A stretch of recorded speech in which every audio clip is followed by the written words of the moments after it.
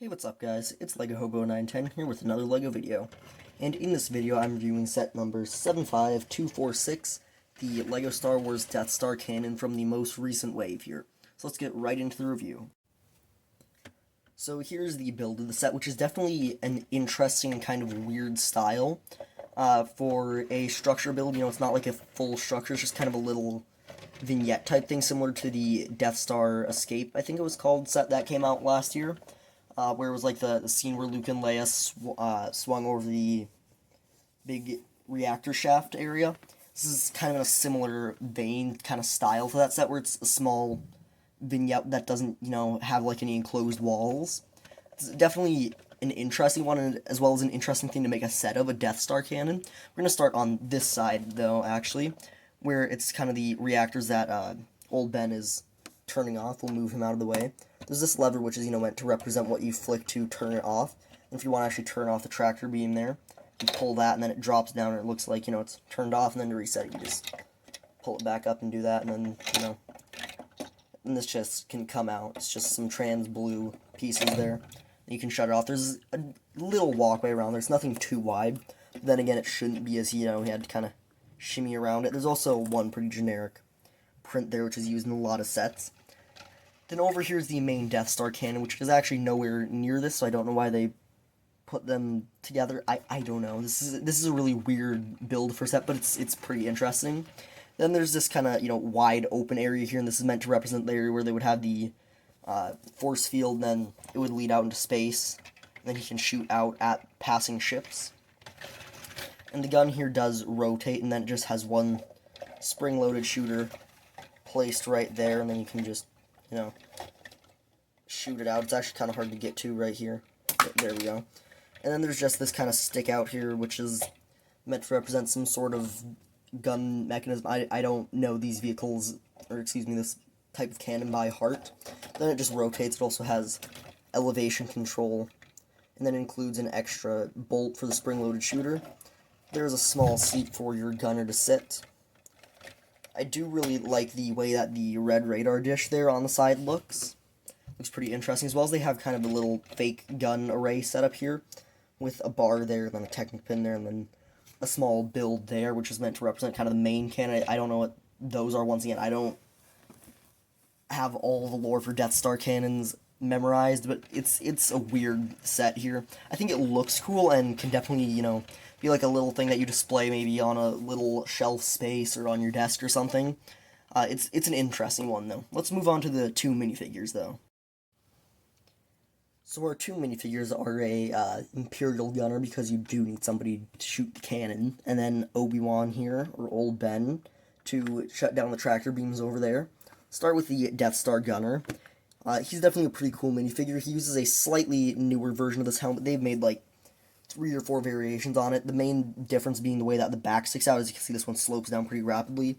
There's one that comes in the Rogue One wave sets where it kind of sticks out really far and then comes up. This only came on 2 minifigures, this one, and then also on the Imperial Convex set. But there's like 3 or 4 different versions of this exact same helmet. Has a white Imperial logo on the front.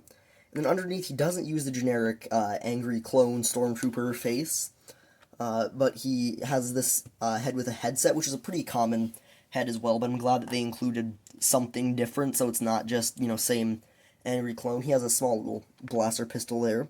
And then the torso printing isn't too complex. It's fairly simple, but definitely works and gets the idea across, as well as being accurate. There's a little bit of silver on the belt there. And then similar printing on the legs and around the back. Nothing too crazy, but it works and is accurate.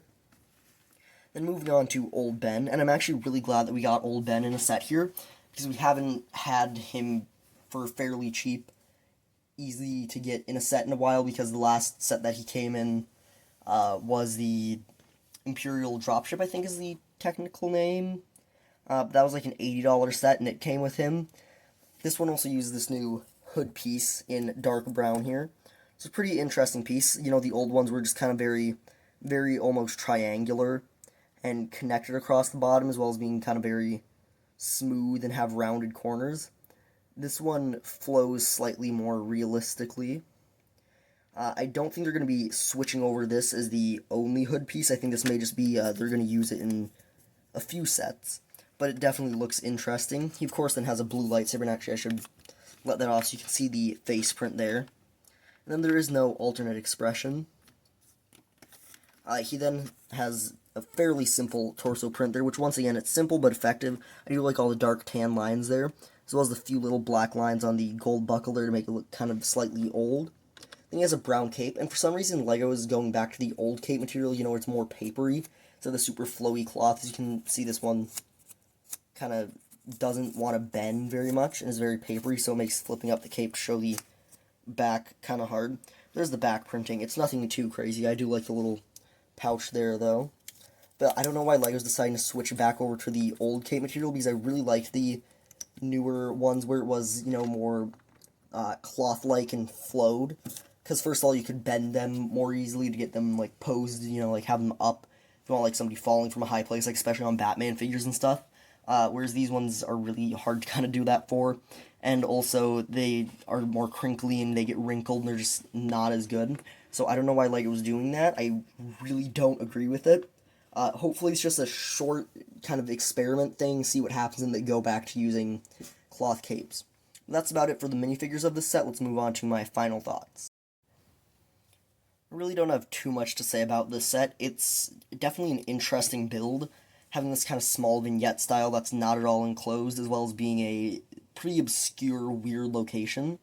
Though I do really like the minifigures, because we don't get Death Star gunners that often, and I'm a fan of everything Imperial, so it's great for me to be able to get one of him, so that way I can add him to the Imperial Army. It's also good to get Old Ben in a nice, cheap, easy way to get. Yeah, that's about all for this set. That's all my thoughts. That's all for me, and bye.